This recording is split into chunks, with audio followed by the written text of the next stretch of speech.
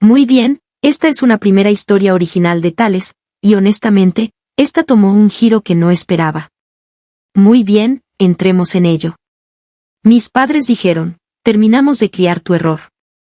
Lárgate y nunca vuelvas. Luego me echaron a mí y a mi hija de 5 años en medio de una tormenta de nieve. 3 horas después, hubo un golpe en su puerta. La abrieron y empezaron a gritar. Si te preguntas cómo el jugo de naranja se convirtió en falta de hogar, igual. Eran las 10:45 de la noche. Ese tipo de tarde donde la casa está dormida y silenciosa y la nieve afuera estaba haciendo esa cosa agresiva de lado como si tuviera una vendetta personal. Mi hija Zoe no podía dormir. No del tipo, qué lindo, un niño pequeño no puede dormir. Ella tenía 5. Tenía opiniones ahora. Tenía preguntas. Tenía el rango emocional de una mini CEO que acaba de descubrir la traición corporativa. No me gusta el viento, susurró, ojos brillando en la oscuridad. Es solo clima, le susurré de vuelta. Como si eso fuera reconfortante, como si el clima escuchara la lógica. La levanté y la llevé por el pasillo porque despertar a mis padres en la noche era como picar a un oso y luego actuar sorprendido cuando te destroza. La casa estaba tensa incluso cuando estaba silenciosa. Era ese tipo de silencio que no se siente pacífico. Se sentía como que todos estaban conteniendo el aliento, esperando que alguien, yo, la regara. Intenté ser cuidadosa. Intenté hacerlo todo bien. Intenté ser invisible. Llegamos a la cocina. Encendí la luz más pequeña, solo lo suficiente para ver. Me moví como una ladrona en mi propia casa.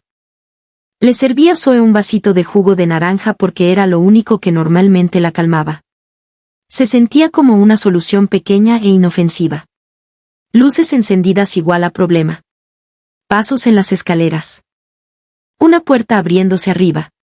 Un suspiro pesado con disgusto como si yo hubiera cometido un crimen por necesitar aire. Mamá apareció en la parte de arriba de las escaleras, su voz afilada y cansada de esa manera especial que significaba que no era sobre el momento. Era sobre mí. ¿Qué estás haciendo? Zoe no podía dormir, dije en voz baja. Solo estoy. Mi hermana Savannah también apareció, cabello despeinado, cara ya irritada como si la hubieran despertado de una vida de lujo unos campesinos. Savannah tenía 17, que es suficiente edad para saber mejor y lo bastante joven para pensar que el mundo le debía silencio. Entrecerró los ojos hacia Zoe como si Zoe fuera un bicho en su zapato. «¿Estás bromeando?», siseó Savannah. «Tengo escuela. Algunos de nosotros de verdad tenemos planes». Me disculpé automáticamente porque esa era la religión familiar. Disculparse primero. Explicar nunca. Lo siento, dije. Seremos rápidos. Savannah se metió más en la cocina, brazos cruzados, y dijo muy calmada como si lo hubiera ensayado, ¿puedes por favor mantenerlo bajo? Es tarde. Las manos de Zoe eran pequeñas y torpes, temblando. Alcanzó el vaso. Sus dedos resbalaron. El vaso se inclinó. El jugo de naranja se derramó en la alfombra. Un latido de silencio. Solo uno. Mi cerebro entró instantáneamente en modo arreglar. Toallas. Toallas de papel. Algo. Lo que sea. Es jugo. No es ácido. No es sangre. No es. Los pasos de papá golpearon las escaleras lo bastante fuerte para hacerlas crujir. Mamá jadeó como si la casa hubiera sido apuñalada. Savannah se puso fría y asqueada. ¿En serio? Caí de rodillas con toallas. Está bien. Está bien. Lo arreglo, dije, hablando rápido, hablando pequeño, como si me hacía lo bastante pequeña, el momento no nos lastimaría. El labio de Zoe tembló. Lo siento. Está bien, susurré. Bebé, está bien. Papá se movió como si hubiera estado esperando esto, como si hubiera estado sentado toda su vida esperando que el jugo de naranja le diera permiso. Terminé, dijo. Terminé con esto. Mamá lo respaldó de inmediato. Esta casa no es una guardería. Estamos hartos de tu desorden. Lo limpiaré, dije. Fue un accidente. Ella tiene 5. Savannah echó gasolina como siempre. Ni siquiera puede controlar a su propia hija. Los ojos de papá se fijaron en Zoe por medio segundo. No como si fuera una niña, como si fuera evidencia. Y luego lo dijo, todo, en un golpe limpio, como si esa frase hubiera vivido en su lengua por años. Terminamos de criar tu error. Lárgate y nunca vuelvas. Por un segundo, mi cerebro simplemente se trabó.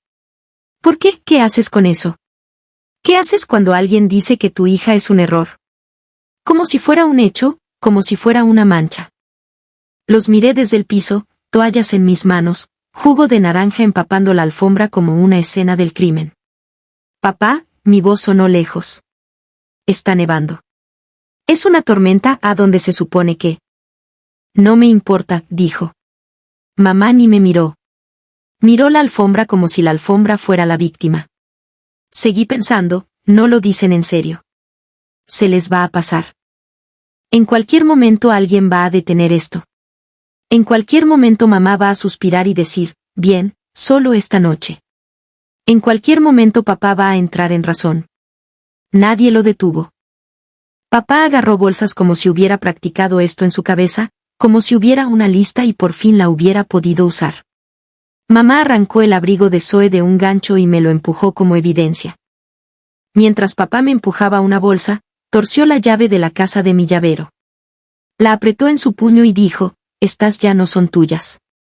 Sentí el aire salir de mis pulmones. Solo déjanos quedarnos esta noche, dije. Por favor, dormiré en el coche en la entrada. Yo, no lo harás, dijo Savannah, la voz tensa. No te quedas aquí. Mamá no me miró. Savannah miraba, demasiado calmada, demasiado satisfecha. Papá abrió la puerta. El frío entró como un puñetazo. La nieve se coló de lado hacia el pasillo. Zoe gimió y se pegó a mi costado. Nos empujaron afuera como si fuéramos basura que había que sacar antes de que alguien lo lamentara. La puerta se cerró. La cerradura hizo clic. No fueron los gritos lo que me rompió. Fue ese sonido pequeño y final. Zoe empezó a llorar enseguida.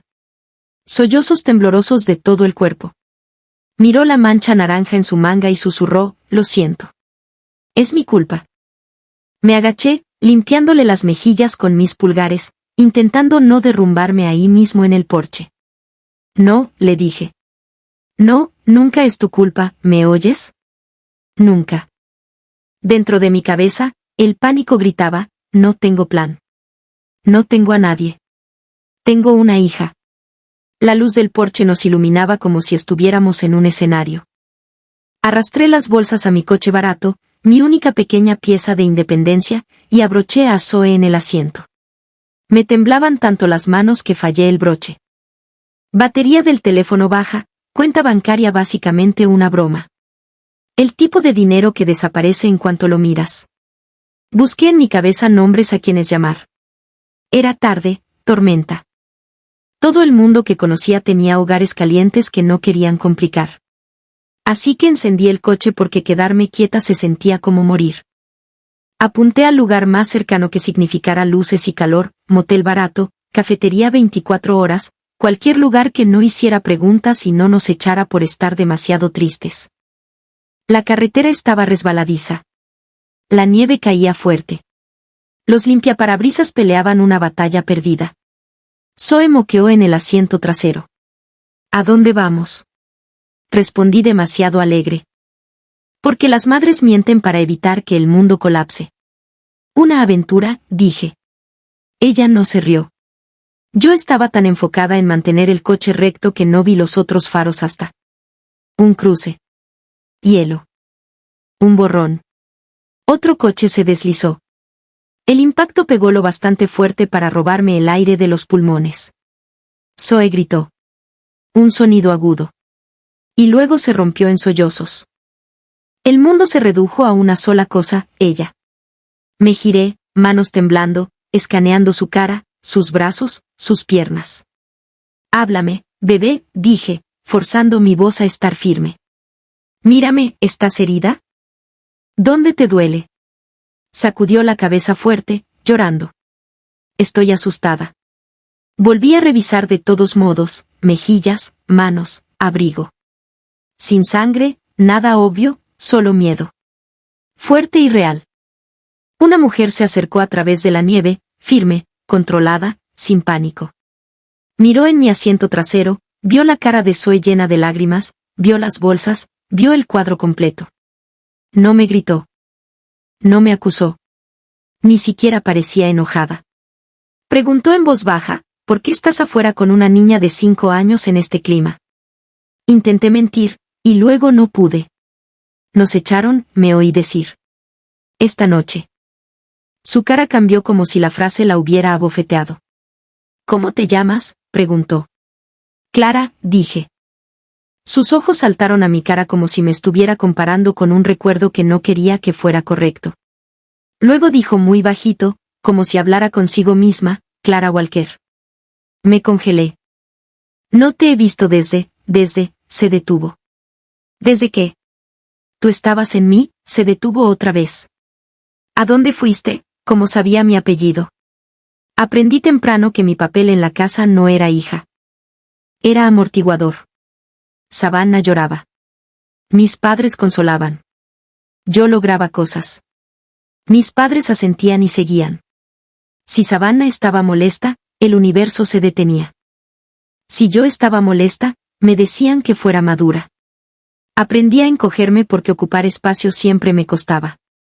No entendía por qué necesitaban a una villana en la familia hasta el año en que quedé embarazada. Antes de eso, yo tenía un camino, uno real.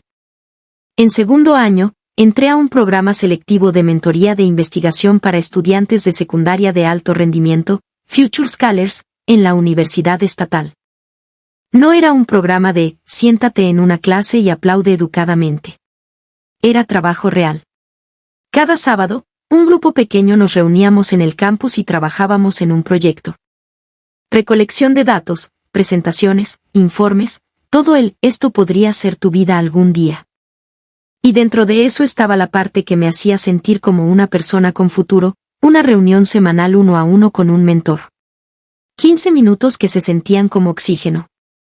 Alguien que me preguntaba qué quería yo, no qué había hecho mal. Me quedé con una cosa de ese programa. Una cosa pequeña. No sabía que volvería cuando todo se derrumbara. Era mi credencial de Future Scholars en un cordón azul. Nunca la volví a usar, pero nunca la tiré. En ese entonces, pensé que mi vida por fin se estaba abriendo. Luego me enamoré de Brendan. Brendan era dulce cuando era fácil y distante cuando se ponía real.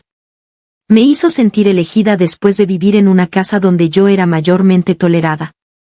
Así que sí, me caí duro, como un cliché, como una chica que había estado muriéndose de hambre de afecto y confundió atención con amor. Cuando descubrí que estaba embarazada, mi primer pensamiento no fue miedo. Fue, todavía puedo hacerlo. Todavía puedo terminar la escuela, todavía puedo seguir en el programa, todavía puedo ser yo.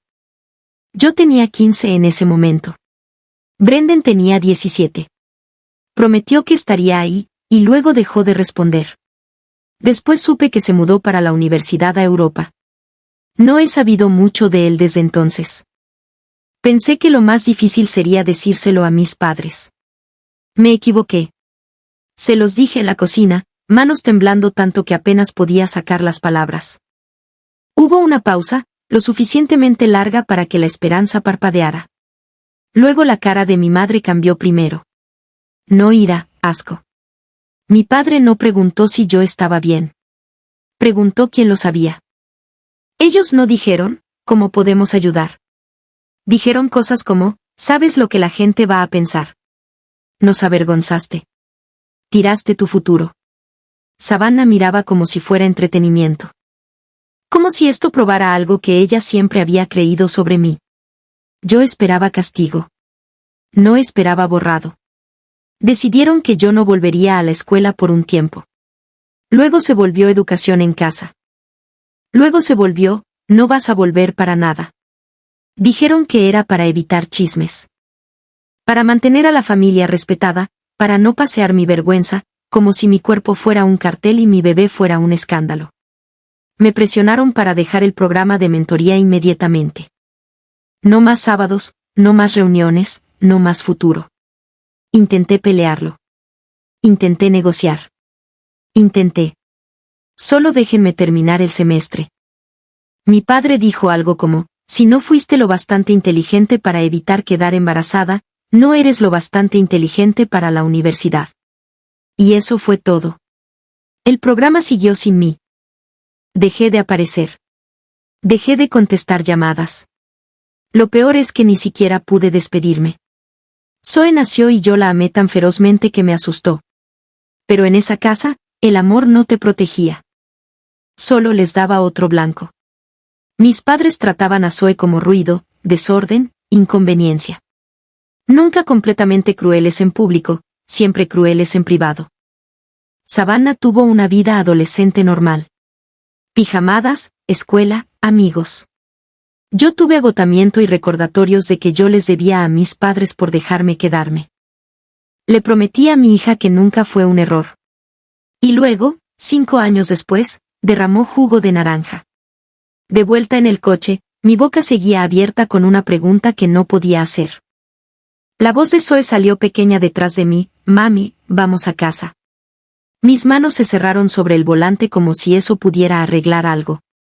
Vamos a algún lugar cálido, dije. Porque eso es lo que dices cuando no tienes casa y tu hija tiene 5.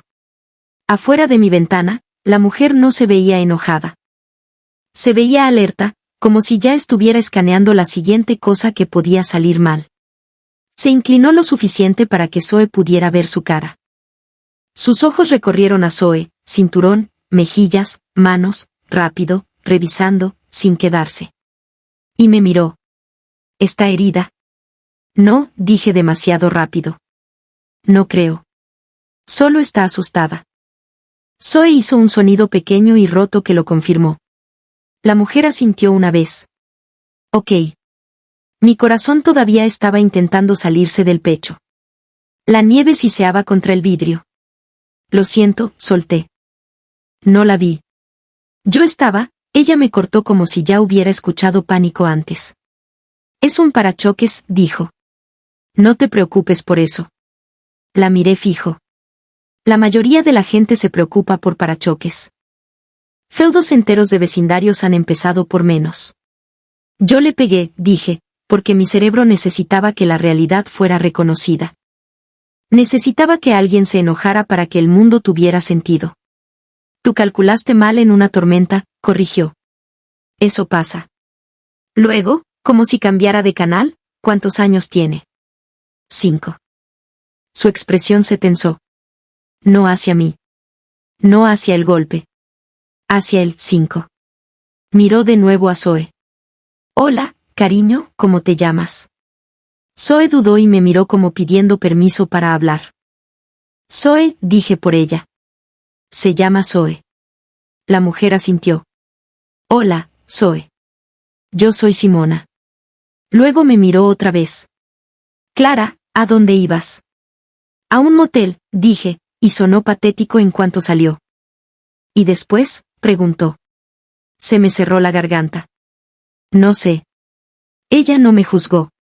No me tuvo lástima. Solo esperó, como si supiera que la verdad estaba justo ahí y no necesitaba perseguirla. Tragué saliva. Mi voz salió pequeña. Mis padres nos echaron, dije. Esta noche. Algo cambió en su cara. No sorpresa, más como enojo decidiendo dónde caer. ¿Con este clima? Preguntó, voz baja. Asentí una vez. Zoe hizo un gemido pequeño detrás de mí como si entendiera lo suficiente para asustarse. Simona exhaló por la nariz. Luego dijo muy calmada, como si ya hubiera tomado una decisión que no necesitaba mi permiso, ok. No vas a manejar a ningún otro lugar esta noche. Tengo que, dije automáticamente. Yo no tengo, te escuché, dijo. No tienes a dónde. Por eso no vas a manejar. Se echó hacia atrás de mi ventana y señaló un estacionamiento pequeño cerca. Luces de emergencia, dijo. Mete el coche a ese lote despacio. Yo te sigo. Quise discutir. Mi orgullo intentó levantarse como si todavía tuviera derechos. Pero Zoe susurró, mami, y mi orgullo se sentó de inmediato. Encendí las luces de emergencia. Avancé despacio hacia el lote con la delicadeza de alguien desactivando una bomba. Simona estacionó detrás de mí. Se bajó, tomó 2 fotos rápidas de los parachoques y del cruce, y guardó el teléfono como si acabara de archivar el golpe en un cajón con etiqueta «Luego». Yo también me bajé, y el frío me pegó lo bastante fuerte para robarme el aliento. En serio lo siento, dije otra vez, porque supongo que ya estoy comprometida con esta marca. Está bien, dijo, ojos ya en Zoe a través del vidrio. Su asiento está bien asegurado. Sí. Bien. Luego me miró. ¿Tienes tus llaves? Las del coche, dije. Sí. ¿La llave de la casa? No. Él me la quitó.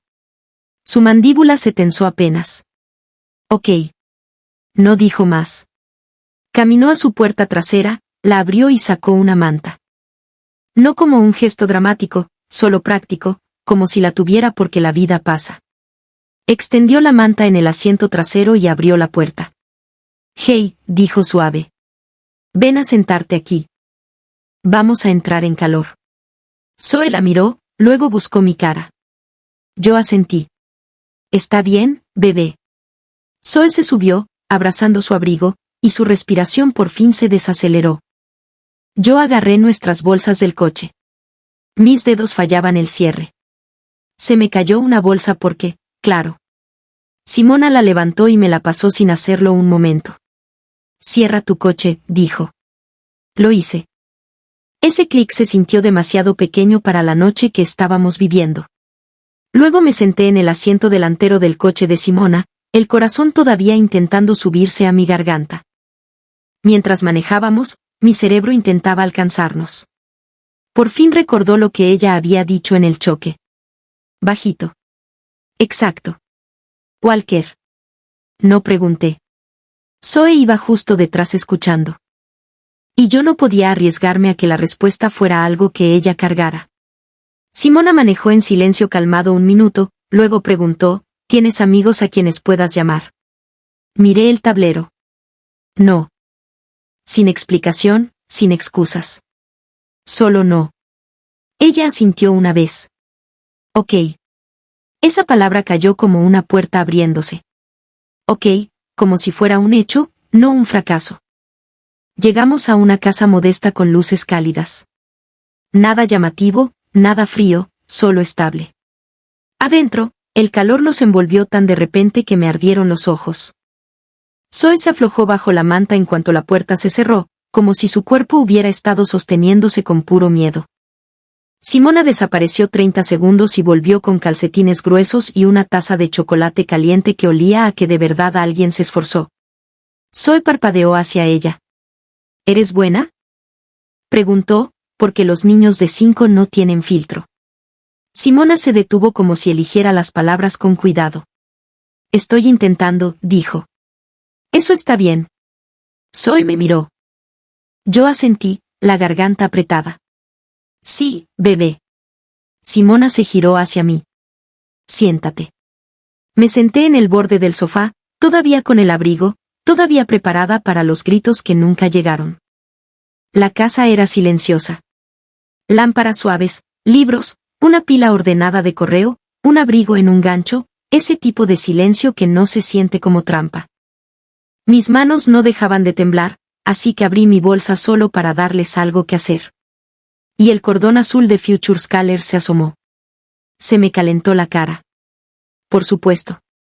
Todavía lo tenía, como un recuerdo vergonzoso de la vida que no pude vivir.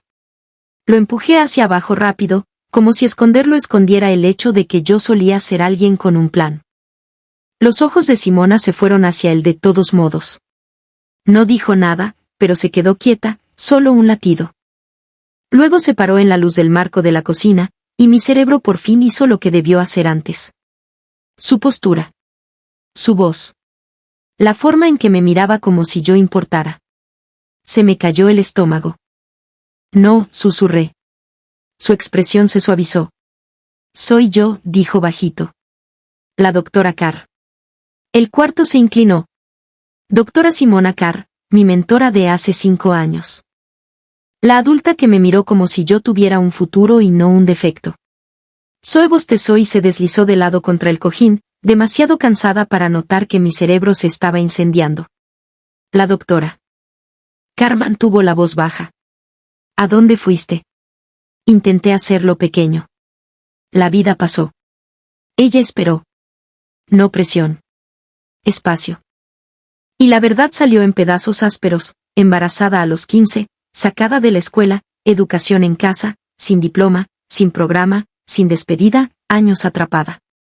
El cierre de puerta de anoche. Yo esperé la mirada, asco, decepción. No llegó. Ella asintió una vez, despacio, y preguntó, ¿qué sigue dentro de esa casa que necesitas? Mi billetera, dije automático.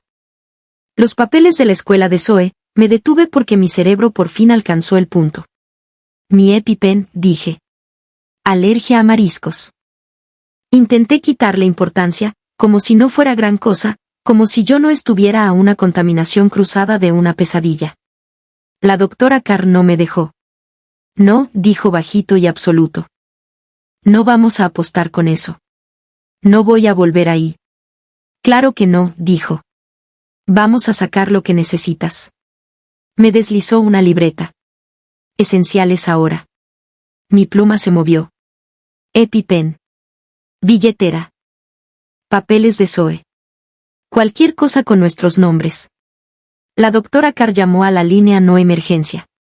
Capté fragmentos, cerradura / diagonal expulsión. Menor de edad. Medicación de emergencia. Acompañamiento civil. Evitar confrontación. Entonces mi teléfono se iluminó. Papá, luego mamá. Miré la pantalla medio segundo demasiado.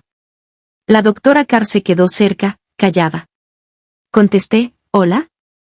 Mi padre gritó de inmediato, ¿qué hiciste? Tuvimos policía en nuestra puerta en medio de la noche. Mamá entró furiosa, ¿cómo te atreves a llamar a la policía contra tus propios padres? ¿Sabes cómo se ve esto? Se me cerró la garganta. El reflejo viejo de disculparme, encogerme, intentó subir por mi espalda. Miré a Zoe, hecha bolita en el sofá, por fin dormida. Llamé porque necesitaba mi EpiPen, dije. Eso es todo. Papá se burló. Siempre una historia. Voy a colgar, dije. Ellos hablaron encima del otro, más fuerte, más feo. Apreté fin.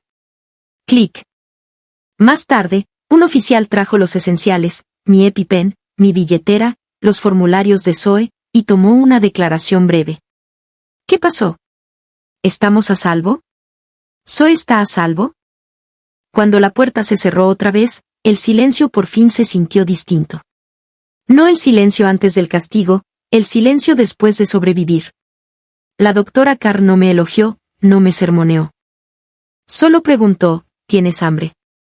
Era tan normal que casi me rompió. Más tarde, después de que Zoe quedó acomodada bajo una manta y mi EpiPen quedó en un lugar donde yo pudiera agarrarlo rápido, dije, gracias. Nosotros, buscaremos un lugar mañana. La doctora Carr miró a Zoe, luego me miró a mí. Puedes quedarte aquí, dijo. No lástima, no sugerencia, un hecho. Por esta noche, susurré. Ella negó con la cabeza una vez. Hasta que estés estable. Hasta que estés segura. Los ojos de Zoe se abrieron apenas, como si hubiera estado escuchando desde el borde del sueño. Podemos quedarnos, susurró. Y la parte más aterradora fue esta, yo todavía no sabía por qué ella estaba haciendo esto, porque era tan buena con nosotras. Solo sabía lo que se sentía imaginar una vida sin miedo. La siguiente mañana fue silenciosa de una manera que no se sentía pacífica. Se sentía como la calma después de un incendio. Todo todavía huele a humo, incluso si las llamas ya se fueron. Zoe durmió en el sofá de la doctora Carr como si se lo hubiera ganado. Yo no. Yo me senté derecha, completamente vestida, mirando mi teléfono como si pudiera morder. No llamadas, no mensajes, no gritos. El silencio era sospechoso. La doctora Carr me deslizó una taza de café como si fuera medicina. No reconfortante, funcional. Se sentó frente a mí. ¿Dónde trabajas? Tienda de comestibles, dije. Reponiendo por las mañanas. ¿Y estás programada hoy? Lo perdí. Ella no parpadeó. Vamos a llamar. Ese vamos cayó como una puerta desbloqueándose. Puso el teléfono en altavoz para que yo no pudiera esconderme de mi propia vida.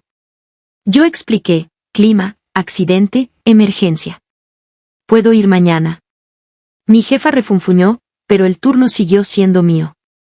Cuando colgamos, mis hombros bajaron un poco. Zoe entró arrastrando los pies, frotándose los ojos. Miró alrededor como si esperara que la sala desapareciera. ¿Todavía estamos aquí?, preguntó.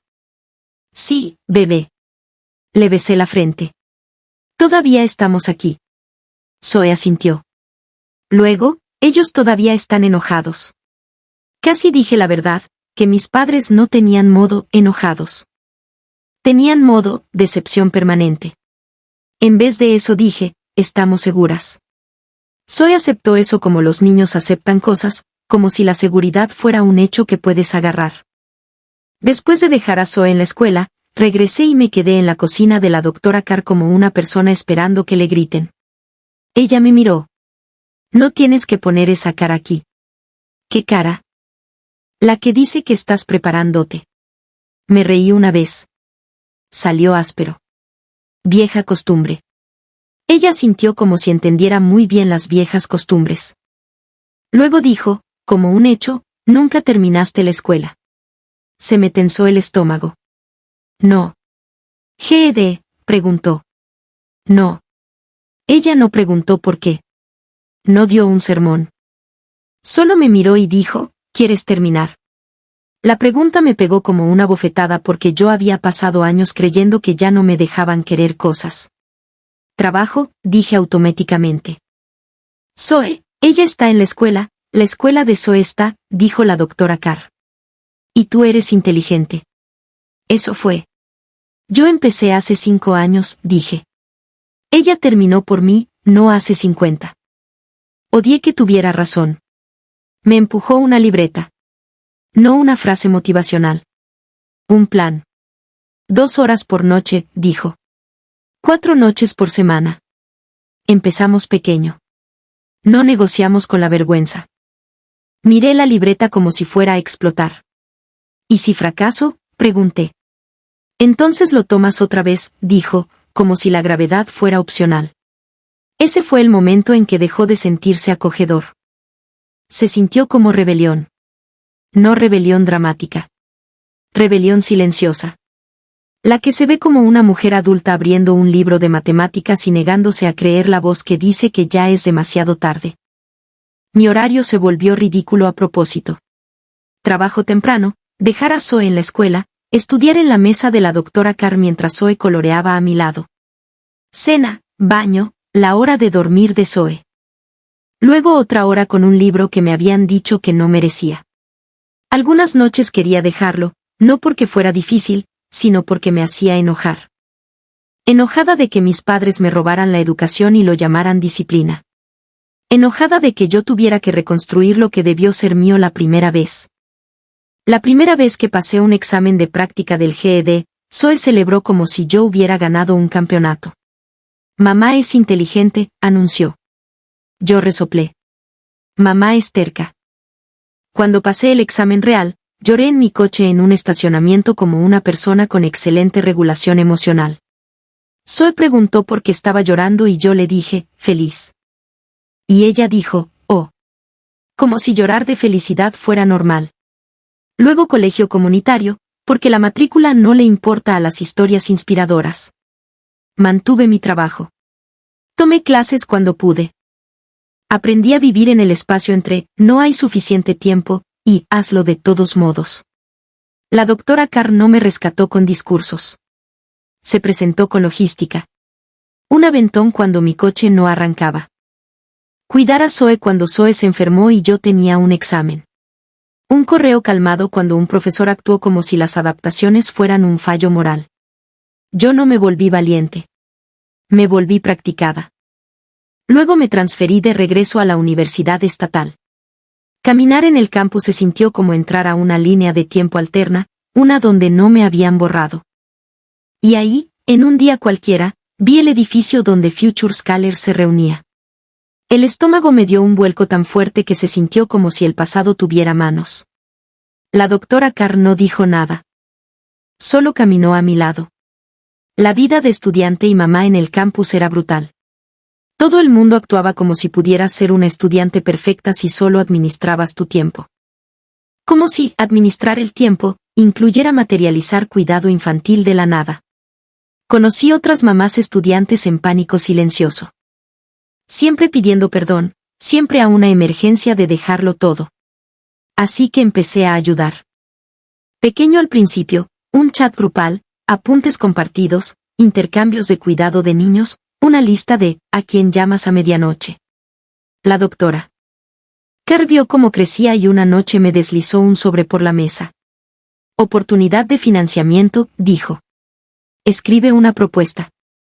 Me quedé mirando. No estoy calificada. Ella levantó una ceja. Tú lo estás viviendo. Eso te califica más que a la mayoría. Así que la escribí. Nos dieron la beca. Luego otra. La primera vez que una mamá me dijo, esto me mantuvo inscrita, yo me metí al baño y lloré exactamente 30 segundos porque todavía tenía turno que trabajar. En algún punto de ese año, la bondad de la doctora Carr empezó a sentirse menos como caridad y más como elección. Los dibujos de Zoe aparecieron en su refrigerador. Siempre había bocadillos que a Zoe le gustaban en la despensa. Un cepillo de dientes pequeño en el baño de arriba que no había estado ahí al principio. Una noche, Zoe se durmió en el sofá con la tarea en el regazo. La doctora Carr la cubrió con una manta y se quedó ahí un latido demasiado. La pregunta se me salió antes de que pudiera tragarla. ¿Por qué estás haciendo esto? La doctora Carr no me miró de inmediato. Miró a Zoe respirar. Pensé que tenía tiempo, dijo bajito. Yo esperé. Seguí posponiendo la parte de familia, agregó. Carrera. Tanger. Después. Y luego, después, no llegó. Su voz se quedó controlada. Su mano no. Esta casa ha estado silenciosa por mucho tiempo, dijo. No supe qué hacer con eso. Yo no supe qué hacer con esa honestidad, así que lo hice un poco más ligero, entonces, somos tu pequeña invasión ruidosa. Su boca se movió apenas, casi una sonrisa. Algo así. Luego me miró y dijo la parte que nunca voy a olvidar, te elegí no porque necesitara un proyecto, sino porque ninguna niña debería crecer creyendo que es un error. Se me cerró la garganta. Asentí porque todavía no sabía cómo aceptar algo bueno sin pedir perdón por ello. Para cuando llegó la graduación, Zoe tenía 10, lo suficiente mayor para recordar la tormenta como una cicatriz. Y Savannah se graduaba también. Misma universidad, misma ceremonia. Mis padres estaban ahí por ella. Claro que sí. Los vi antes de que ellos me vieran y sentí que algo viejo intentaba levantarse, el instinto de encogerme. No ganó. La voz del presentador rodó por el auditorio. Por favor reciban a nuestra oradora estudiantil y fundadora de la Iniciativa de Apoyo para Padres Estudiantes, Clara Walker. Subí a la luz. Savannah estaba aplaudiendo. Luego sus manos se congelaron a mitad del aplauso. 2 filas detrás de ella, la cara de mi mamá se vació tan rápido que se veía irreal. Mi papá se inclinó hacia adelante, mirando como si sus ojos pudieran deshacer el tiempo. Llegué al podio y ajusté el micrófono. Buenas noches, dije. Soy Clara Walker. Soy graduada y soy mamá. Zoe estaba cerca del frente con la doctora Carr, mirándome como si me estuviera sosteniendo. Cuando Zoe tenía 5, dije, mis padres me miraron y dijeron, terminamos de criar tu error. Lárgate y nunca vuelvas. La sala se quedó muerta, en silencio. Las cabezas se giraron, sutil primero y luego más fuerte, hacia la sección donde mis padres estaban congelados. Mi mamá se cubrió la boca. Las manos de mi papá se apretaron juntas hasta que los nudillos se le pusieron blancos. Savannah miró fijamente su regazo como si pudiera tragársela. Me quitaron la llave de la casa, continué, la voz nivelada. Me empujaron un par de bolsas a los brazos. Cerraron la puerta mientras la nieve venía de lado. No necesitaba adornarlo. La verdad se cargaba sola. Me senté en mi coche con una niña preguntándome si íbamos a casa, dije, y tuve que responder como mamá. Aunque yo me sintiera como una niña asustada. Podía sentir que el cuarto cambiaba. Ya no estaban escuchando por cortesía. Estaban ahí. Y esa misma noche tuve un accidente menor, dije. Nadie salió herido, pero recuerdo pensar, claro. Algunas risas incómodas, porque Dolor Mastimín es el primo oscuro de la comedia. La mujer que se bajó del otro coche no le importó el parachoques, dije.